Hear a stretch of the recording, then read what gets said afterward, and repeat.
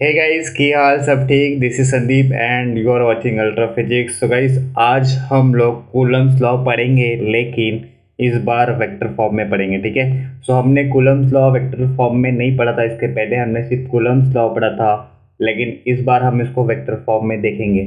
Vector मैंने already इस channel पे कुछ वीडियो डाल चुके हैं एंड प्लीज़ वो जाके देखो, तभी आपको ये टॉपिक समझ में आएगा। तो उसमें मैंने वेक्टर क्या होता है वो सारी चीज़ें एक्सप्लेन की है एंड टाइप्स ऑफ वेक्टर को एक्सप्लेन करा है। तो वो सारी चीज़ें अगर आप देख के आ रहे हो इस वीडियो को देखने के लिए, तभी आपको समझेगा, नहीं तो नहीं समझ में आएगा। ठीक है। तो कूलम्स लॉ समझ में आ गया होगा तो वेक्टर फॉर्म समझने में ज़्यादा डिफिकल्टी नहीं होगी। ठीक है। तो चलो देखते हैं फटाक से Coulomb's law in vector form. ठीक है। तो इसके लिए हम क्या करते हैं, हमारे पास दो चार्जेस है। मैंने बोला ये Q1 चार्ज है और ये Q2 चार्ज है। ठीक है। ये दोनों चार्जेस एक दूसरे से सेपरेटेड है। लेट मैं इनके बीच का जो सेपरेशन है सिंपली मैं इस लाइन से इंडिकेट कर देता हूँ। मैंने सिंपली R से इंडिकेट किया है। ठीक है। अब मैं क्या करता हूँ, पहले वाले चार्ज को मैं एक रेफरेंस पॉइंट से देखूंगा। ठीक है। रेफरेंस पॉइंट बेसिकली आपका कोऑर्डिनेट सिस्टम का होता है, जो बेसिकली आपका ओरिजिन होता है।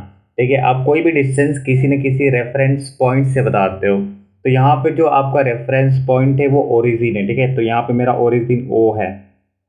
तो मैं पहले वाले चार्ज को ओरिजिन से देख रहा हूँ, किस चार्ज के ऊपर, Q1 चार्ज के ऊपर। तो ये मैंने पोजीशन वेक्टर फेंका, किसके ऊपर फेंका, Q1 के ऊपर फेंक दिया। इस वेक्टर ने मुझे Q1 का पोजीशन बता दिया, तो इसको हम पोजीशन वेक्टर बोलते हैं। किसका पोजीशन बता रहा है ये, Q1 का बता रहा है, तो लेट इसको हम R1 वेक्टर बोल लेते हैं। ठीक है। आर सिंपली एक वेरिएबल है, आप कोई भी वेरिएबल ले सकते हो, उसके ऊपर एरो देना वेक्टर हो जाएगा, लेकिन ये पोजीशन बताने का काम कर रहा है, इसलिए हम इसे पोजीशन वेक्टर बोलेंगे Q1 चार्ज का। उसी तरीके से एक वेक्टर मैंने फेंका कुछ इस तरीके से, दूसरे चार्ज का पोजीशन बता रहा है, तो लेट मैंने इसको बोल दिया R2 वेक्टर। ठीक है। इसको मैंने क्या बोल दिया, R2 वेक्टर बोल दिया। अब ये जो R है, R क्या है, इसके और इसके बीच का डिस्टेंस है। ठीक है। मैं इसको वेक्टर बोल सकता हूँ क्या, मैंने अगर ऐसे एक एरो दे दिया, ये वेक्टर बताएगा कि मैं 1 से 2 की तरफ जा रहा हूँ। ठीक है। तो मैंने यहाँ पे एक नोटेशन दे दिया R12 एंड इसके ऊपर मैंने एरो दे दिया। ठीक है। तो R12 vector is going from charge Q1 to Q2। तो इस तरीके से हमारा सारे जो वेक्टर्स है, ठीक है, स्पेसिफाई हो गए।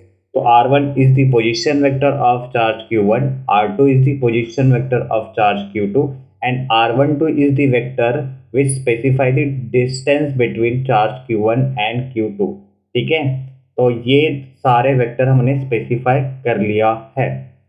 अब बात करते हैं यूनिट वेक्टर की। यूनिट वेक्टर क्या होता है, यूनिट वेक्टर ऐसे वेक्टर होते हैं जिनकी मैग्नीट्यूड क्या होती है, 1 होती है, और इसको हम यूज करते हैं डायरेक्शन स्पेसिफाई करने के लिए। तो ये दोनों चार्जेस कैसे है, मेरे लाइक चार्जेस है। ठीक है। तो यहाँ पे Q1 पॉजिटिव है, Q2 भी पॉजिटिव लाइक चार्जेस है। एक दूसरे को कैसे करेंगे, रिपेल करेंगे। ठीक है। तो रिपल्शन करेंगे तो किधर जाएंगे, तो फोर्स किधर लगेगा, तो फोर्स उसी डायरेक्शन में लगता है जो बेसिकली इन दोनों चार्जेस को वो लाइन इंक्लूड करती हो। सिंपल अगर बात करूँ तो एक ऐसी लाइन ड्रॉ कर दो जो कि इन दोनों चार्जेस को इंक्लूड करें। ठीक है। तो यही एक लाइन है जो इंक्लूड करती है। तो फोर्स भी इसको इधर लगेगा, दूसरे वाले को इधर लगेगा। ठीक है। तो इसके ऊपर जो फोर्स लगने वाला है वो इस डायरेक्शन में लगेगा, इसके ऊपर जो फोर्स लगने वाला है वो इस डायरेक्शन में लगेगा। ठीक है। तो पहले वाले चार्ज के ऊपर जो फोर्स लगेगा वो लेफ्ट साइड में लगेगा ऐसे। ठीक है। तो फोर्स किसके ऊपर लग रहा है, ये फोर्स लग रहा है पहले वाले चार्ज के ऊपर। कौन लगा रहा है, दूसरा वाला चार्ज। ठीक है। तो ये एक वेक्टर हो गया, फोर्स एक वेक्टर क्वांटिटी होगा जिसका डायरेक्शन किधर है, लेफ्ट हैंड साइड में है। ठीक है। और उसी तरीके से अगर मैं सेकंड वाले चार्ज की बात करूं, तो सेकंड वाला चार्ज के ऊपर जो फोर्स लगेगा वो ऐसे लगेगा। ठीक है। तो इसके ऊपर फोर्स कैसे लगेगा, force on two due to 1। ठीक है। तो फोर्स किसके ऊपर लगा, 2 के ऊपर लगा, किसने लगाया, 1 ने लगाया। ठीक है। तो इस तरीके से इसको हम वेक्टर के फॉर्म में लिख लेंगे ऐसे। सो दोनों चार्जेस के ऊपर फोर्स एक्ट हो रहे, फोर्सेस का डायरेक्शन अपोजिट डायरेक्शन में एक दूसरे के साथ। ठीक है। तो पहला वाला इस लेफ्ट साइड में है, तो दूसरा वाला राइट साइड में, एक दूसरे के अपोजिट डायरेक्शन में है। क्या ये चीज़ समझ में आ गई। अब हम क्या करेंगे ना, इस फोर्सेस के अलावा एक यूनिट वेक्टर डिफाइन कर लेते हैं। मैंने ये R12 वेक्टर लिखा है, ठीक है, R12 वेक्टर लिखा है। इसके अलावा एक यूनिट वेक्टर डिफाइन कर लेता हूँ, ठीक है। कुछ इस तरीके से मैंने एक यूनिट वेक्टर डिफाइन कर लिया। लेट इसको क्या बोलता हूँ, R12 कैप, ठीक है। एंड अगर मैंने R12 कैप इस साइड लिया है तो इसके अपोजिट डायरेक्शन में जो यूनिट वेक्टर होगा, अगर मैंने ऐसे एक यूनिट वेक्टर ले लिया, ठीक है, तो ये जो वेक्टर होगा ये R21 कैप होगा, ठीक है। ये बोल रहा है कि मैं 2 से 1 की तरफ जा रहा हूँ, देखो ना, ये 2 है, ये 1 है, 2 से 1 की तरफ जा रहा हूँ। और ये क्या बोल रहा है, मैं 1 से 2 की तरफ जा रहा हूँ, ठीक है। कैप लगाया है, दोनों का मतलब क्या होता है, ये यूनिट वेक्टर है। यूनिट वेक्टर डायरेक्शन स्पेसिफाई करने के लिए यूज़ किया जाता है, जिसका मैग्नीट्यूड कितना होता है, 1 होता है। तो ये सारी जो चीज़ें हैं हमने वेक्टर के फॉर्म में रिप्रेजेंट कर दी हैं, ठीक है। अब आपने वेक्टर में पढ़ा होगा किसी भी वेक्टर को हम कैसे लिखते हैं। वेक्टर को लिखते हैं उस वेक्टर का मैग्नीट्यूड, ठीक है। उस वेक्टर को आप कैसे लिखते हो, उस वेक्टर का मैग्नीट्यूड इनटू यूनिट वेक्टर, ठीक है। उस वेक्टर के अलोंग जो यूनिट वेक्टर है, ठीक है, वो हम इससे मल्टीप्लाई कर देते हैं। तो किसी भी वेक्टर को रिप्रेजेंट करने का यही तरीका होता है कि मैग्नीट्यूड को उसका यूनिट वेक्टर से मल्टीप्लाई कर दो, तो आपको उस वेक्टर का वैल्यू मिल जाएगा, ठीक है। तो यहाँ पे मेरे पास F21 है और F12 है। ये दोनों वेक्टर अपोजिट डायरेक्शन में, लेकिन इनके मैग्नीट्यूड हम कूलम्स लॉ से ऑब्टेन करेंगे, ठीक है। तो according to Coulomb's law, according to Coulomb's law, ठीक है, अकॉर्डिंग टू कूलम्स लॉ लिखेंगे, अकॉर्डिंग टू कूलम्स लॉ क्या लिखेंगे, force between these two charges, force between these two charges that is F12, ठीक है, या तो फिर F21, दोनों का मैग्नीट्यूड 1 होता है। हमने इसके ऊपर एरो नहीं दिया है, इसका मतलब ये सिर्फ मैग्नीट्यूड है, ठीक है। दोनों इक्वल होगा, कैसे होगा, product of the charges Q1 and Q2 का प्रोडक्ट है and inversely proportional to the square of the distance between them. उनके बीच का डिस्टेंस क्या है, R12। आप देखेंगे यहाँ पे डिस्टेंस कितना है, R12 है।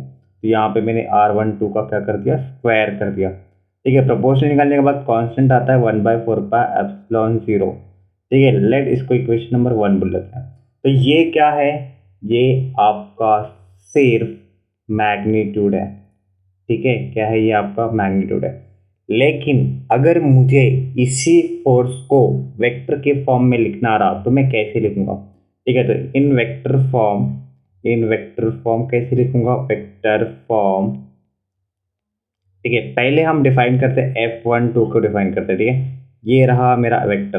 वेक्टर के लिखने के लिए तरीका मैंने क्या बताया आपको, वेक्टर कैसे लिखा जाता है, उसका मैग्नीट्यूड एंड यूनिट वेक्टर, ठीक है। तो F12 का मैग्नीट्यूड क्या है, F12 इसका मैग्नीट्यूड है इनटू यूनिट वेक्टर। F12 का डायरेक्शन देखो जरा डायग्राम पे, F12 बोल रहा है कि मैं लेफ्ट साइड जाना चाहता हूँ। लेफ्ट साइड कौन सा यूनिट वेक्टर है, ये वाला यूनिट वेक्टर है ना। लेफ्ट साइड कौन सा यूनिट वेक्टर है, ये वाला वेक्टर है, दैट इज 2R21, ठीक है। R21 is the unit vector which give the direction along, ठीक है, अलोंग दिस साइड। सो अगर हम यही बात करें F12, इसका एक यूनिट वेक्टर क्या होगा, इसके अलोंग जो यूनिट वेक्टर होगा वो हो जाएगा R21, ठीक है। क्या ये चीज़ समझ में आ गई। अगर हम बात करें F12 का वैल्यू पुट कर लें यहाँ से, तो मुझे क्या मिलेगा, 1/4πε0, ठीक है, Q1 Q2 अपॉन R12 का स्क्वायर इंटू क्या आ जाएगा, R21 cap. This is what F12 vector. Let इसको इक्वेशन नंबर 2 बोलते हैं। सिमिलरली हम क्या बोल सकते हैं, सिमिलरली हम यहाँ पे उसी तरीके से F21 वेक्टर भी निकाल सकते हैं, ठीक है। ये भी एक फोर्स है, तो इसका वैल्यू क्या होगा, इसका magnitude that is F21 into इसका यूनिट वेक्टर। यूनिट वेक्टर देखो F21 किधर जाना चाहता है, तो यूनिट वेक्टर यहाँ पे देखेंगे F21 किधर जाना चाहता है, इसका डायरेक्शन बताने के लिए इस वाले यूनिट वेक्टर का हेल्प लग रहा है, ठीक है। तो दैट इज R12 बता रहा है कि मुझे राइट साइड में जाना चाहता है, ठीक है। और F21 भी वही बोल रहा है कि मैं राइट साइड में एक्ट होना चाहता हूँ। तो इसका मतलब F21 का जो डायरेक्शन है वो R12 बता रहा है। तो यहाँ पे इसका तो मैग्नीट्यूड आ ही गया, ये मेरा मैग्नीट्यूड है, इनटू क्या आएगा, यूनिट वेक्टर। यूनिट वेक्टर क्या होगा, R12 कैप। क्या ये चीज़ समझ में आ गई। तो ये हो जाएगा F21 vector that will be equal to, F21 का वैल्यू सेम है क्योंकि दोनों का मैग्नीट्यूड क्या होता है, सेम होता है। तो F1 ये दोनों क्या बता रहे हैं, 1/4π0। तो सारी चीज़ें आ जाएगी वही 1/4π0 Q1 Q2 अपॉन R²। ठीक है, और इसका डायरेक्शन क्या है, R12 कैप। ठीक है, तो ये R12² है ना, सॉरी, तो यहाँ पे R12 आ जाएगा। मैंने आपको बोला था कि नेगेटिव वेक्टर कैसे डिफाइन करते हैं। ठीक है, अगर मैं बोलता हूँ R12 मेरा एक वेक्टर है तो इसका नेगेटिव वेक्टर कैसे होगा, -R21। ठीक है, क्योंकि दोनों यूनिट वेक्टर है, दोनों का मैग्नीट्यूड इक्वल है लेकिन डायरेक्शन अपोजिट है। ठीक है, तो इसका डायरेक्शन ऐसे है तो इसका डायरेक्शन ऐसे है। देखो ना यहाँ पे, अब डायग्राम में देख लो, R21 की तरह ऐसे है तो R12 कैसे, ऐसे। दोनों का मैग्नीट्यूड एक ही है लेकिन डायरेक्शन अपोजिट है। इसलिए अगर मैं बोला हूँ ये वेक्टर ऐसा है तो इसका नेगेटिव वेक्टर ये होगा। ठीक है, अगर ये वेक्टर ऐसा है तो इसका नेगेटिव वेक्टर ऐसे होगा। तो हमने आगे सिर्फ क्या करना है, माइनस साइन डाल देना। ये माइनस साइन क्या बता देता है कि ये नेगेटिव वेक्टर है इस वेक्टर का। ठीक है, तो हम यहाँ पे लिखेंगे कि हमारा R12 जो है वो -R21 है। तो अगर इसी चीज़ को हम यहाँ पे पुट कर दें तो हमें क्या मिलेगा, हमें ये वाला एक्सप्रेशन, ठीक है, F21 क्या हो जाएगा हमारा, ये इक्वल हो जाएगा 1/4π0 Q1 Q2 upon R12²। R12 के जगह पे मैंने रखा -R21। ठीक है, अब ये सारी चीज़ें, ठीक है, माइनस साइन आगे ले ली मैंने और ये ब्रैकेट में एज इट इज़ रह गया 1/4π0 Q1 Q2 अपॉन R12², जो हो जाएगा R21 कैप।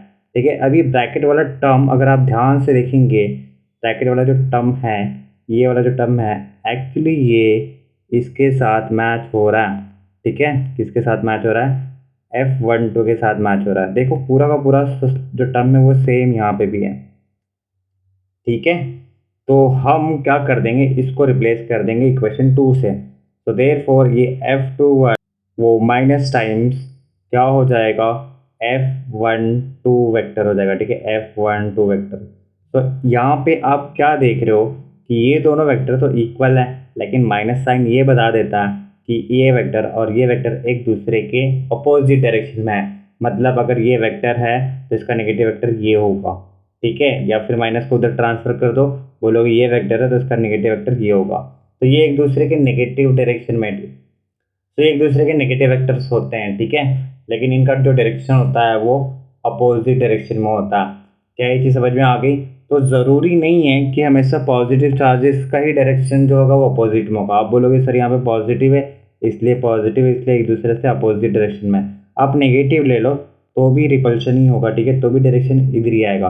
बोले सर पॉजिटिव नेगेटिव ले लो, तो ले लेते हैं, चलो पॉजिटिव ले लिया, नेगेटिव ले लिया। अब इनके बीच में अट्रैक्शन होगा तो ये फोर्स इधर लगेगा तो ये फोर्स इधर लगेगा। अभी भी फोर्सेस एक दूसरे के अपोजिट डायरेक्शन में ही है।